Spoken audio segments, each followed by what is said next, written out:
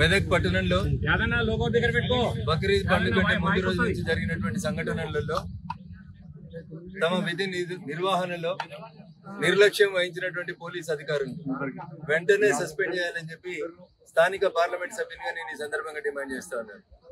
ఉదయం 11:30 నుంచి police station కి వచ్చి కంప్లైంట్లు ఇచ్చి జరుగుతున్నటువంటి సంఘటనల పట్ల పోలీసులను అలర్ట్ చేసినప్పటికీ కూడా స్థానికంగా ఉంటున్నటువంటి ఒక ఏఎస్ఐని, మహిళా ఏఎస్ఐని బూతులు తిడితే కూడా కనీసం కేసు నమోదు చేయనంత అచేతన వ్యవస్థలో పోలీస్ వ్యవస్థ ఉందంటే ఇంతకంటే దుర్మార్గమైనటువంటి విషయం ఇంకొకటి ఉండదు. చట్టం ముందు అందరూ సమానమే. ఈ మాటను మేం గౌరవిస్తా ఉన్నాం, కానీ పోలీసులు గౌరవిస్తలేరు. ఎవరి మెహర్బానీ కోసమో, ఎవరి పోస్టింగ్ల కోసమో, ఎవరిని కాపాడుకోవడం కోసమో చేస్తున్నటువంటి కుట్రలు కుతంత్రాలని ప్రజల ముందు ఒక చర్చ గుంచాలనే ఉద్దేశంతో రఘునందన్ రావు ఈరోజు కోర్టు సమక్షంలో మాట్లాడడం జరుగుతూ ఉంది. సభ్య సమాజం ఆలోచించాలి. హిందువులకో నీతి, ముస్లింలకో నీతి. పోలీస్ అధికారులు కూడా వాళ్ళనైతే పట్టుకురాము, మిమ్మల్ని అయితే పట్టుకొస్తాం. ఈ రోజు కూడా 14 మందిని పట్టుకొచ్చి టౌన్ పోలీస్ స్టేషన్ లో పెడుతున్నారంట. అరే ముందు మీ ఏఎస్ఐని బూతులు తిట్టిన వాళ్ళని పట్టుకొస్తే నీ ఒంటి మీద ఉన్నటువంటి యూనిఫామ్ కు విలువ ఉంటది. సిఐ గారు చిన్న చిన్న పిల్లల్ని ఆధార్ కార్డులు తీసుకురమ్మని పోలీస్ స్టేషన్ కు రమ్మని బెదిరించి కూర్చోబెట్టి ఇప్పుడు కోర్టు కాడికెళ్ళి కూడా పట్టుకుపోతామని చెప్తా ఉన్నారంట. ఇట్లా భయపట్టిస్తే భయపెట్టేవాడు లేడు ఇక్కడ. సిఐలు గుర్తుపెట్టుకోరు. మీరు ఫోటోలు తీసుకోవడాలు వీటికి ఎవడు భయపడతాడన్న చాలా చూసి ఇందాక వచ్చింది తెలంగాణ ఉద్యమం, తెలంగాణ గడ్డ. ఏం లేనప్పుడే నిజాం నవాబ్ సైన్యాన్ని కారం పొడితో ఉరికించినటువంటి తెలంగాణ గడ్డ ఇది.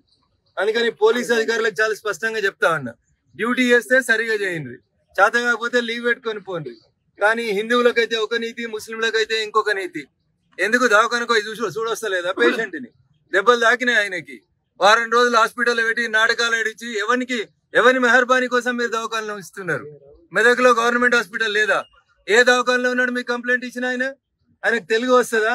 ఆయన ఉర్దూలో రాసుకొస్తా, మీరు తెలుగులో రాస్తారా మీ కానిస్టేబుల్? ఇదేనా మనం చేయాల్సినటువంటి డ్యూటీ?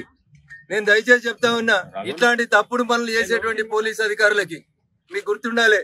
చాలా సందర్భాల్లో రఘునందన్ రావు మీ తరఫున వకాలత్ చేసిండు. మీకు వ్యతిరేకంగా నేను వకాలత్ చేయడం అంటూ మొదలు పెడితే మీరు ఖచ్చితంగా ఇలా మీరు ముద్దాయిలని చెప్పి ఎవరినైతే ఏడికి పంపిరో మీరు కూడా రేపు ఆడికే పోతారు. అత్యుత్సాహపడకుండ్రి. టెలిఫోన్ ట్యాపింగ్ లో కూడా మీలాగానే కొంతమంది బాగా ఉత్సాహపడ్డారు. యాడున్నారో గుర్తుపెట్టుకోర్రి. నేను మళ్ళీ చెప్తా ఉన్నా, మెదక్లో ఉన్న 2 సిఐలకి మీ వీడియోలు, మీ సీసీ ఫుటేజ్లు నేను ఇప్పుడు వస్తున్న ఎస్పీ ఆఫీస్ కి, టౌన్ పోలీస్ స్టేషన్ లో ఉన్న 14 మందిని మీరు పంపిస్తే మేము ఎస్పీ ఆఫీస్ నుంచి ఇంటికి పోతాం. లేకపోతే టౌన్ పోలీస్ స్టేషన్ కి వచ్చి ఇడిపించుకోమంటే బరాబర్ ఇడిపించుకొని పోతాం. ఏం కాదు, చట్టాన్ని చేతుల్లోకి తీసుకుంటారు, కేసులు అవుతాయి. ఈ కేసులకు భయపడ్డాడు కాదు రఘునందన్. మీ రంగనాథ్ గారికి కూడా చెప్తా ఉన్నా, ఐజీ గారికి. రంగనాథ్ గారు ఇంతకు ముందే మీకు 1-2 సార్లు బీజేపీ వాళ్ళ చేతిలో శృంగభంగం అయింది. కరీంనగర్ లో, వరంగల్లో ఎక్కువ ఉత్సాహం చూపెట్టారు మీరు. మేము ఎవరి గురించి, వ్యక్తుల గురించి మాట్లాడొద్దు అనుకుంటున్నాం, అయినా మీరు రెచ్చగొడతా ఉన్నారు. కాబట్టి ఒక్క లైన్ మాత్రం స్పష్టంగా చెప్పిపోతా, justice may be delayed, but మీరు మాత్రం ఖచ్చితంగా శిక్ష అనుభవిస్తారు. టెలిఫోన్ ట్యాపింగ్ లో కూడా అప్పుడు పింక్ యూనిఫామ్ వేసుకున్న పోలీసు వాళ్ళు ఇట్లే చాలా ఎగిరిర్రు, మాకు ఎదురు లేదని ఎగిరిండ్రు. ఇలా యాడున్నారు? శ్రీకృష్ణ జన్మస్థానంలో ఉన్నారు. మెదక్ పోలీస్ అధికారులకు కూడా చెప్తా ఉన్నా, తొందరపడి మీరు తప్పుడు పనులు చేస్తే ఖచ్చితంగా మీరు కూడా శ్రీకృష్ణ జన్మస్థానానికి వస్తారు. ఇది నేను మెదక్ ఎంపీగా మా మెదక్ ప్రజలకు ఇస్తున్నటువంటి వాద. పోలీస్ స్టేషన్ కి నిన్న కార్డులు తీసుకొని వస్తే, నిన్న ఆధార్ కార్డులు తీసుకురామంటే ఆధార్ కార్డులు తీసుకొని వస్తే ఎట్లా కూర్చోబెడుతున్నారు? 3 గంటలు, 5 గంటలు. ఏ చట్టం పర్మిట్ చేసింది మీకు? మేము మీకు కోఆపరేట్ చేస్తా ఉంటే, ఇంత జరిగినాక కూడా మీరు ఆధార్ కార్డులు తెమ్మంటే తీసుకొని వస్తుంటే సెల్ ఫోన్లు గుంజుకుంటారు. ఏ సెక్షన్ గుంజుకోమని చెప్పింది ఫోన్?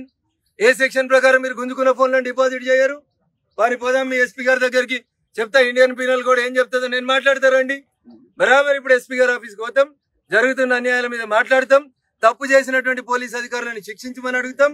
యూనిఫామ్ లో ఉన్న ఒక ఏఎస్ఐని, హిందూ మహిళా ఏఎస్ఐని తిడితే రోషం ఎత్తలేదైంది పోలీసులకి? పోలీసులను ముడితే తిడితే కూడా అరెస్ట్ చేయడం చేత కాకపోతే బంజాయిరీ యూనిఫామ్లు పెట్టేసుకొని వెళ్ళిపోండి. చేస్తారు ప్రజలు కూడా పోలీసుల నౌకరీ చేసేందుకు భారత రాష్ట్రం ఇచ్చింది.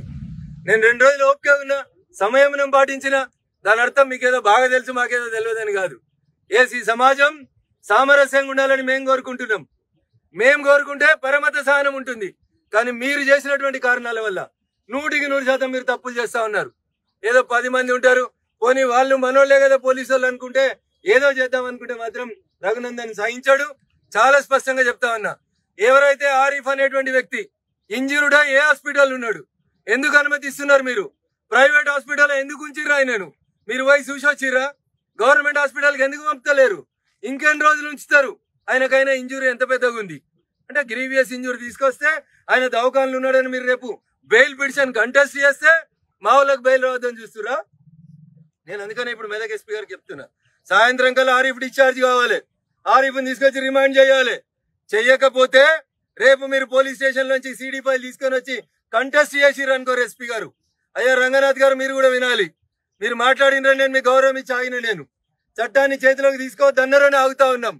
నేను మళ్ళీ చెప్తా ఉన్నా రంగనాథ్ సార్, కొంచెం వెనుక కొంచెం ముందు మీరన్నా చట్టాన్ని సరిగా పనిచేయించుర్రి, తప్పు చేసిన వాళ్ళని శిక్షించుర్రి. లేకుంటే బరాబరి టెలిఫోన్ ట్యాపింగ్ లో మీ వాళ్ళకి ఏ గతి పట్టిందో మా మెదక్ పోలీసులకు కూడా అదే గతి పడుతుంది. ఈ సందర్భంగా హెచ్చరిస్తాం.